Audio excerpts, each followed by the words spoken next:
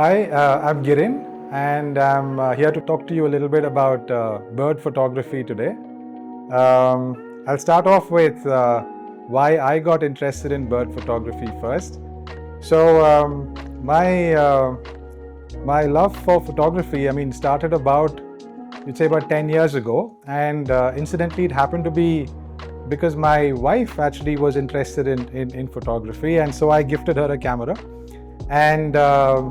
And as luck would have it, or as the story played out, I started to use the camera much more than her. And over time, I realized that I wanted more of a challenge, and I stumbled upon bird photography or wildlife photography more broadly. Yeah, so when we have to start out on a bird photography session, obviously one of the key things is picking the right location for it, and naturally there the choices would be more towards areas where there's a lot of green cover, where you typically for example, this could also be like water bodies, right, where you typically have certain types of birds that would come in and try to feed on fishes or other insects that may be available in and around that habitat. So yeah, the idea is to pick the right location where your chances of spotting and capturing birds or clicking birds, and then from a time of day point of view, naturally what works best is early mornings, just a little bit after the sun has come out, so that at least your photos come out well. Or the other good spot, a good time is sometime in the evening, say around around 5 o'clock in the evening or so, right? That's another good time to spot birds. From a preparation point of view, it's important to try and blend into the environment. So for example, wearing a slightly more dullish color, or maybe a green or a gray, is likely to blend in a little bit more, which also increases then your chances of getting closer to the subject, to the birds in this case. And from a gear point of view, I know there are photographers out there who like to take a monopod or a tripod along with them, but I typically prefer handheld. Just gives me more freedom and flexibility to move about, and also to get a little bit more closer to the birds as well. In terms of trying to spot, it is quite hard. Over time, you sort of get trained to look for those small movements. One other way is bird sounds, right? You hear you hear a chirp or a tweet, and you sort of know, okay, that there could be some bird activity in this area. You might also be able to identify which bird it is that you're likely to see based on the sound.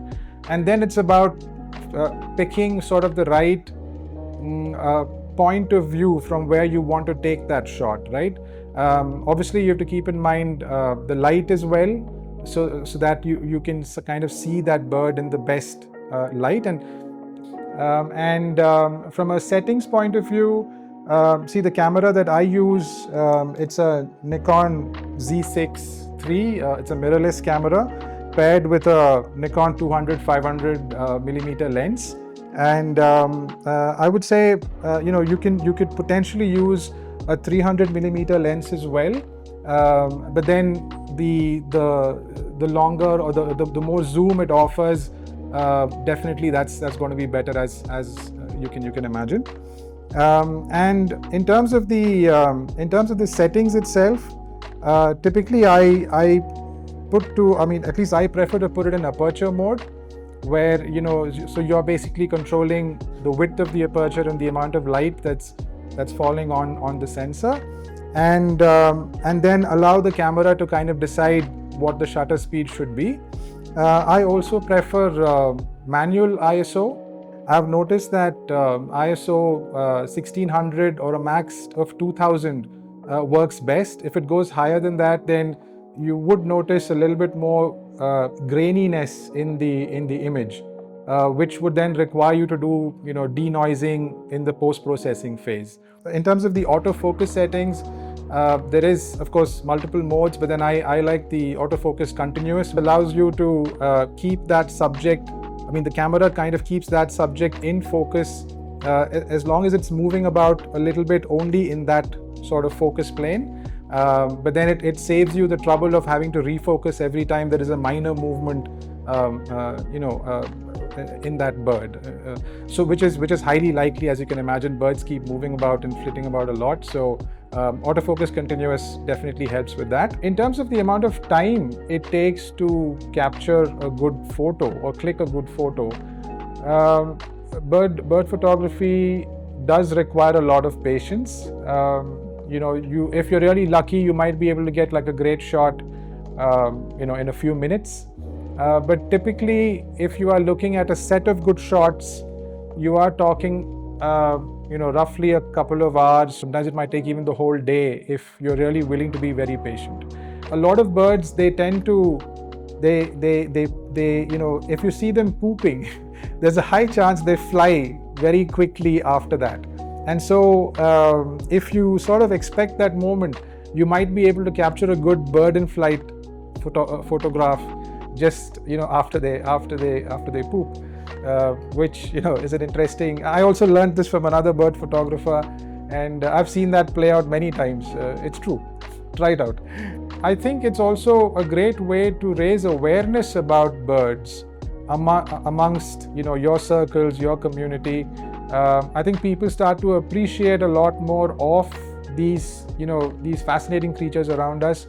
So when you capture these photos and capture these moments and you share, they're also equally happy to see them and inspired that there are all of these beautiful creatures around us, and at least it makes them pause and reflect on why for example, living in good earth is fascinating for these other aspects as well, right? So it's a great way to coexist with nature, and it's a great way to appreciate what is around us as well.